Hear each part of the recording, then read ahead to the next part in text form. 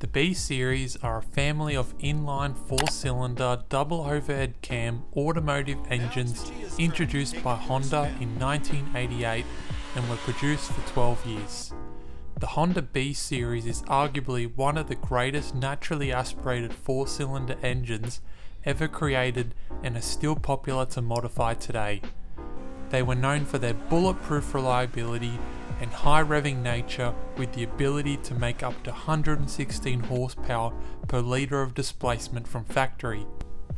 When released, they were immediately recognised for their potential and made famous by shops such as Spoon and Mugen. These engines were the choice of street racers on the Kanjo Loop in Japan.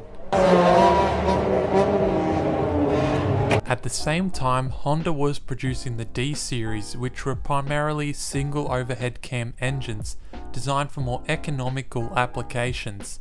The B series were a performance option featuring dual overhead cams, along with the first application of Honda's VTEC system, available in some models.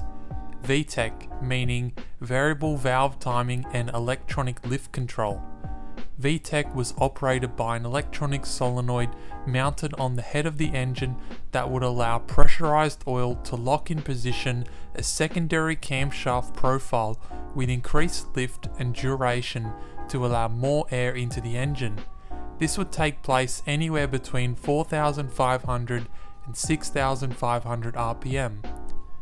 To identify a Honda B series engine, the letter B is normally followed by two numbers to designate the displacement of the engine. Another letter indicating an order of generations, A, B, C, etc. And in the US spec engines, another number such as 1, 2, 3. The Japanese spec engines are normally designated with a 4-character alphanumeric designation. These engines were made in 1.6 litre B16A, B16A2, B16B, which was in the Type R, B16A1, 2, 3, 5, a 1.7 litre B17A2, 1.8 litres in the B18A, A1, A2, B18B1, 2, 3, 4, B18C, which was the Type R engine, B18C1, 2, 3, 4, 5, and the B18C6 and 7, which later came in the Type R.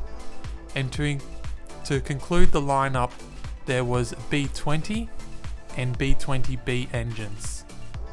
Some of the cars which came factory with B series engines include the Accord, CRV, CRX, EG Civic, EK Civic, MB Civic, Integra XSI, Integra GSR, Stepwagon, SMX, Orthia, Aerodeck, Vigor, Del Sol, and Domani.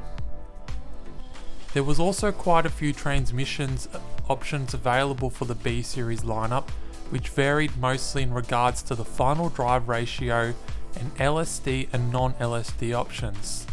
Most say the B series transmissions are stronger than the later K series transmissions. B series transmissions were only available in 5-speed, unlike the K series, which is 6-speed. Later models have minor upgrades, including modifications to the intake valves, ports, piston tops, along with individual cylinder oil injectors in B18C models. Throughout the lineup, they produce anywhere between 126 horsepower to 190 horsepower depending on the model, with some capable reaching a redline of 9,000 RPM. Although the many variations, the basic design differs very little among the B series. There are actually two short blocks which are used for the entire series. The distinction between them was the cylinder head block deck height. The one used for the B16 and B17 engines, except the B16B, has a deck height of 203.9mm, while the short block for the B16B, 18 and 20 engines have a deck height of 212mm. Alright guys, so you just picked up your fully sick B series engine. In this case here I've got a B16. If you want to see more videos, I got heaps on my channel on modifying this exact engine and everything I'm going to show you. But first off, some easy mods you can do. You can get these whale penis intakes. They're super cheap. Like these on eBay are like $50. I went for the K&N filter instead of the eBay one. Next, you're probably going to want to get some headers or a full exhaust. So I recommend going at least 2 1/4 or 2 1/2 if you're naturally aspirated in size.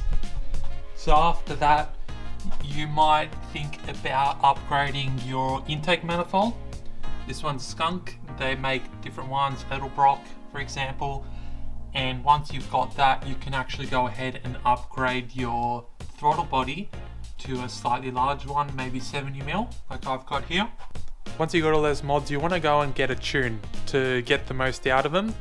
Putting them on is only going to net you a small amount of power, but you're really going to need a retune, so I suggest if you're on a budget going Honda or K-Pro. So now you've done those mods, you're still looking for a bit more power and you're going to stay NA.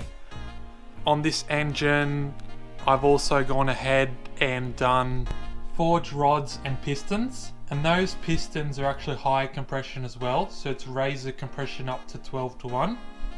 And you can go ahead and put in some cam shafts with bigger lift and duration, and you might want to do some adjustable cam gears as well. You're also going to need some valve springs and most likely retainers too. That's going to help handle the bigger lift and duration on those cams and allow you to rev out higher as well. And at this point, your factory injectors are going to be maxed out, so you're going to need to upgrade them. Here I've got some Bosch EV14 injectors, and I also did a fuel pressure regulator and gauge. You don't need to do that. A lot of people get RDX injectors from the newer K series and put them in. You will 100% need a retune if you do all of those mods. Okay, and then from there, you pretty much, if you want to make more power, you're going to have to go forced induction. So you're going to have to put a turbo on or go supercharger, whatever you feel like is going to suit your needs. But I would say turbo is probably the most common route that people go.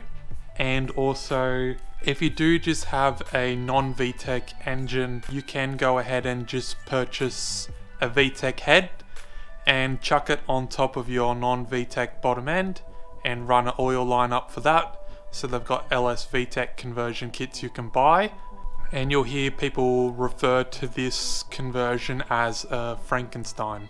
That being said as well, at any point through these stages of modifications, you can go E85, which will help make you more power and make the car run safer too, but you will need E85 compatible injectors, filters, lines, and a pump in the tank. So at the end of the B series production, Honda then replaced it with the K series engine, which was like 2 litres, 2.4 litres in capacity across most of their vehicles, like they just done with the B series, saying that now the B series engines are getting harder and harder to find compared to when they once were.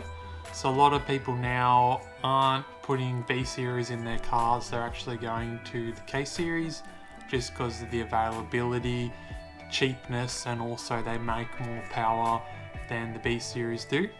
So the B series is always going to be that iconic engine from the 80s and the 90s, and I doubt that it won't stop being used or continue being modified. So please, if you found this video really informative and good, please like, comment, subscribe, and share the video with your friends. And thank you. I will see you for the next video. Cheers.